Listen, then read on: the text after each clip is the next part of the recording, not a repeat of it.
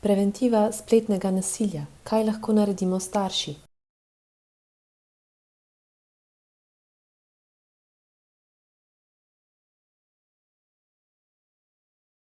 Odzovimo se čim bolj umirjeno, brez razburjanja ali obtoževanja zaradi morebitnega neupoštevanja dogovorov. Pomembno je, da jim verjamemo, jih poslušamo in jim nudimo podporo, tudi čustveno. Povejmo jim, da smo na voljo za pomoč, če se bo nasilje nadaljevalo. Poudarimo, da je za nasilje vedno odgovoren tisti, ki ga povzroča. Vprašajmo, kaj se je zgodilo, koliko časa že traja nasilje in kaj so že storili ali poskušali narediti. Skupaj razmislimo in se dogovorimo, kaj lahko naredimo, da se nasilje ustavi in prepreči.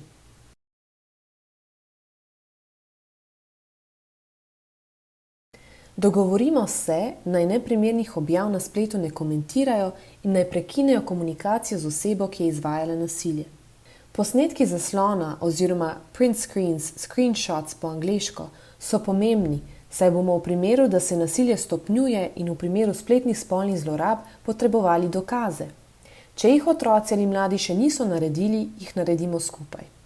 Sledi prijava neprimernih vsebin upravljavcem strani ali družbenih omrežij, lahko pa tudi blokiranje osebe, ki povzroča nasilje. V primerjavi z mladimi bodo otroci pri tem potrebovali več naše pomoči. Pri ukrepanju v primeru spletnega nasilja nam lahko pomagajo tudi strokovni delavci in delavke v šoli.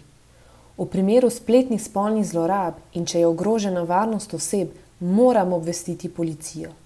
Če otroci ali mladi zaradi posledic nasilja potrebujejo psihološko pomoč, jim jo zagotovimo.